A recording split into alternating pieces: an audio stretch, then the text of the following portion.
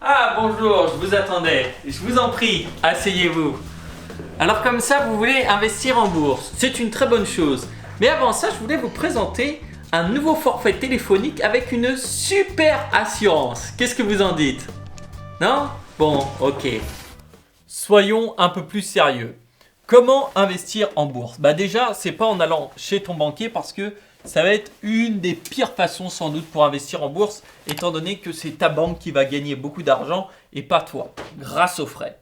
Mais admettons, disons que tu es un pote à moi et tu me demandes, Rousseau, comment je dois faire si aujourd'hui je veux investir en bourse? Eh bien la première étape, ça va être de se faire un plan. Quand tu veux investir en bourse, tu as besoin d'un plan. Pour toutes les grandes choses qui sont faites, que ce soit des monuments, des guerres, peu importe ce que tu veux, il y a toujours eu un plan. Alors pourquoi on n'utiliserait pas un plan pour des plus petites choses? C'est pareil. Si tu vas faire une maison, tu construis une maison. Je pense que ce serait mieux quand même d'avoir un plan pour construire cette maison. Et c'est pareil pour la bourse parce qu'on veut aller du point A au point B. Il faut savoir comment tu vas aller là-bas et que faire s'il y a un problème, justement. Ce qui m'amène au deuxième point, acquérir un minimum de connaissances. La bourse, c'est pas quelque chose d'inné. On n'est pas né, ah bon, ça y est, je sais comment investir en bourse.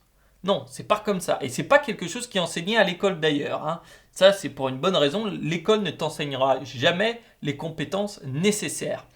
Et là-dessus, sur la bourse, eh bien, si tu veux pas perdre ton argent directement en bourse, il faut acquérir ce minimum de connaissances qui va te permettre de comprendre comment ça fonctionne, mais aussi de comprendre comment bien investir en bourse. Et l'erreur coûte très très cher justement dans l'investissement en bourse. C'est pour ça que je le conseille toujours d'accélérer son apprentissage avec de la formation. Parce qu'il y a des personnes, tu vois, elles veulent se lancer directement par elles-mêmes, elles investissent 100 000, elles en perdent 75 et elles se disent ah merde, allez, mais bon, si tu avais investi juste 1000 euros dans l'acquisition des connaissances pour gagner beaucoup plus, ça aurait été peut-être un petit peu mieux. C'est l'investissement le moins cher qui permet de rapporter le plus d'ailleurs. Une fois que tu as ton plan et que tu as commencé un petit peu à te former, l'autre chose à faire, ça va être hop, se couper des news.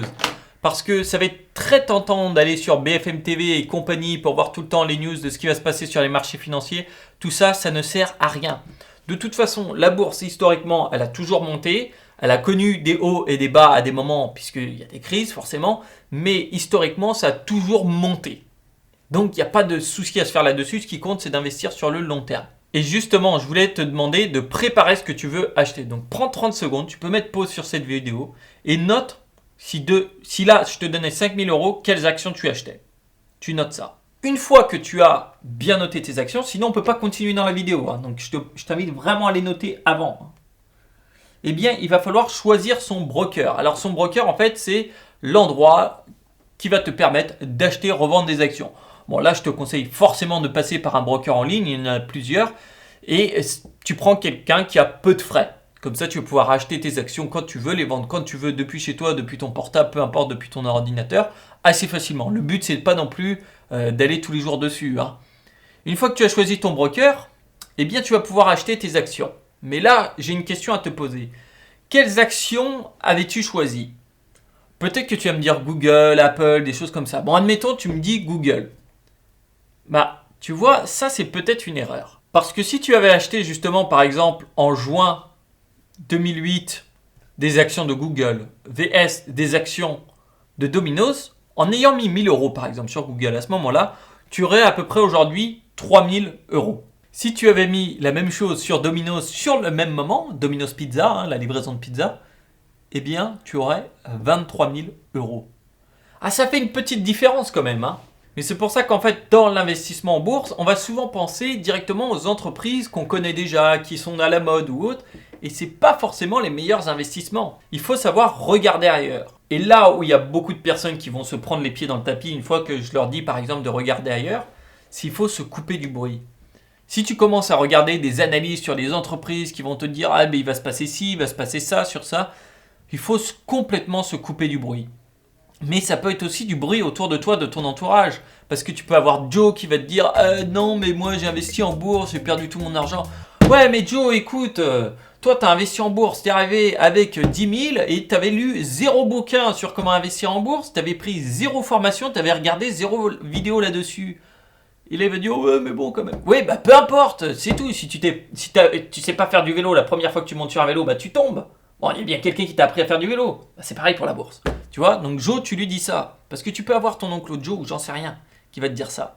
Et c'est pour ça qu'il faut faire attention à se couper du bruit là-dessus, sinon tu n'investis jamais. L'étape la plus dure quand tu veux bien commencer à investir en bourse, c'est, je pense, d'apprendre à désapprendre. Parce que les croyances communes te feront croire que tu ne peux pas investir par toi-même, alors que c'est la meilleure chose à faire, sans doute. On va faire un exemple ensemble. Si on prend 10 000 euros, qu'on les place sur 40 ans, avec le taux de la bourse qui est environ à 8% d'augmentation par an, ce qui est une moyenne assez basse, mais au moins comme ça, on ne fait pas d'erreur. Admettons, tu passes par ta banque traditionnelle et elle te reprend 3% de frais, ce qui est, on va dire, aussi moyenne basse, mais bon, il faut bien qu'ils payent leur bureau à la Défense, qu'ils payent toutes les entités qu'ils ont partout dans toutes les villes. Eh bien, au bout de ces 40 ans, tu aurais seulement 70 399,89 euros, sans ayant eu à rien faire. Hein. Tu as juste mis 10 000 euros, tu as attendu, boum, tu as plus. Mais admettons, tu fais un petit pas en plus et tu investis avec un organisme en ligne, peu importe. Et là, ils te prennent seulement 1,5% de frais, ce qui n'est pas beaucoup, tu me diras peut-être.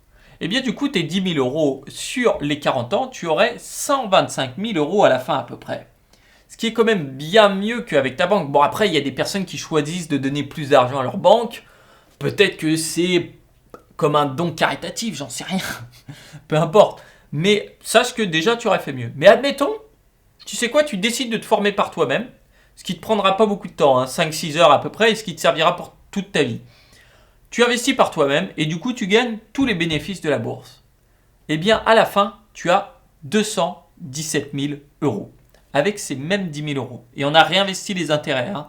Du coup, on a eu la force des intérêts composés. Je ne sais pas si tu imagines la différence. On est passé de 70 000 à 220 000. Ça fait quand même une petite différence de gain. Et je pense que la retraite, tu vas la passer d'une manière un petit peu différente des autres. Si d'ailleurs tu es peut-être déjà en train de te demander comment je fais pour investir comme ça, je t'en parlerai après, mais j'ai un atelier à ce sujet. Et c'est pour ça d'ailleurs que je conseille aux investisseurs intelligents, futur rentier, bref, tout ce que tu veux. Tu peux mettre tous les adjectifs pour dire que ce sera un bon investisseur, de se diriger plutôt vers l'achat d'ETF ou en français, ticker. J'ai une vidéo là-dessus. En gros, c'est assez simple. Au lieu de se concentrer à aller acheter les actions une par une, aller les chercher comme ça avec sa loupe, ou d'acheter des actions comme ça à la volée sans trop savoir pourquoi, parce qu'on se dit, bon, pourquoi pas, eh bien là, tu vas prendre directement un groupe d'actions. C'est-à-dire que si je prends, par exemple, toutes les entreprises du CAC 40, tu vois, au lieu d'aller les acheter une par une ou de devoir les analyser, je vais pouvoir acheter un ETF qui va répliquer l'indice du CAC 40. C'est-à-dire que l'ETF achète des parts dans toutes les actions. Moi, j'achète des parts de cet ETF. C'est très faible en frais puisque eux, tout est fait informatiquement.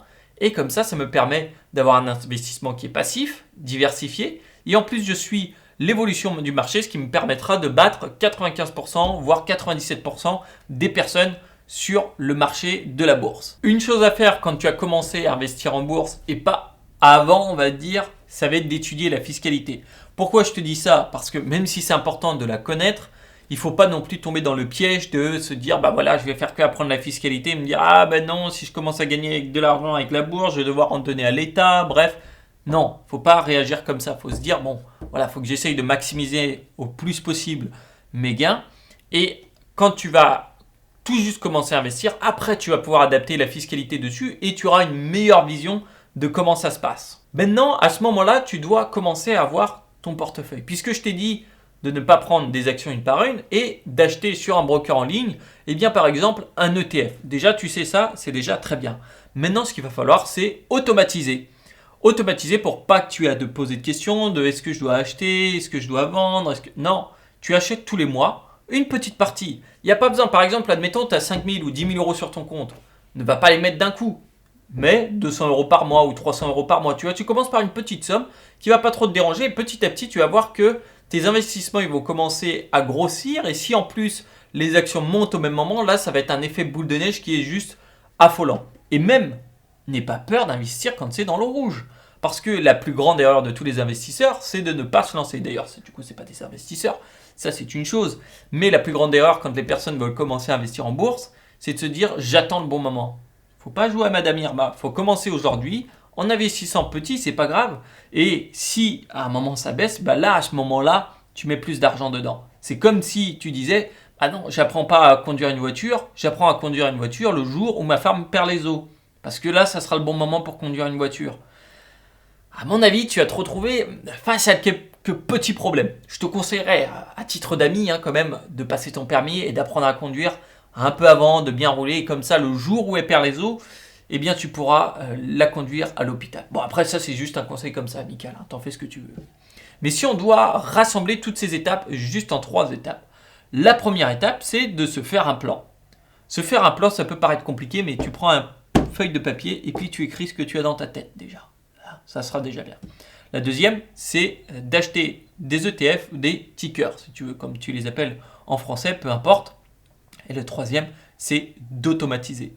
Voilà, donc ça, si tu as tout ça, crois-moi, tu en sais déjà peut-être plus que ton banquier sur comment investir en bourse. Donc si tu veux, tu peux l'appeler maintenant et aller prendre un café avec lui pour lui apprendre tout ça. Mais en tout cas, pense vraiment à ces étapes. Maintenant, si tu veux aller plus loin, tu vas avoir un bon portefeuille qui fonctionne super bien et tout. Écoute, j'ai fait un atelier qui est complet là-dessus, il dure à peu près 1 heure. Tu as juste à cliquer sur le lien en dessous et je te montrerai tout ça en détail. Et si tu veux aller encore plus loin, j'ai une formation qui elle est payante qui te permet d'avoir tous les outils pour bien faire. Donc c'est comme tu veux maintenant. En tout cas, peut-être que tu as d'autres questions sur comment commencer à investir en bourse. Tu peux les poser en commentaire ou sinon tu auras sûrement la réponse dans l'atelier. C'était un véritable plaisir de faire cette vidéo. Tu sais pourquoi ? Parce qu'on me demande tellement de fois comment commencer à investir en bourse. Et là, maintenant, je vais pouvoir prendre le lien de la vidéo YouTube et l'envoyer à tous mes potes qui me demandent un par un au lieu d'avoir à refaire l'explication à chaque fois. En tout cas, si cette vidéo t'a plu, n'hésite pas à laisser un petit pouce bleu. Bien sûr, si tu as un pote qui veut investir en bourse, tu peux lui envoyer cette vidéo. Et si Joe te dit, bah ouais, non, c'est trop compliqué, eh bien, tu lui copie-colles ça, ce petit lien, et comme ça, il arrêtera de t'embêter. Et moi, je te dis, écoute, à la prochaine. Allez, ciao!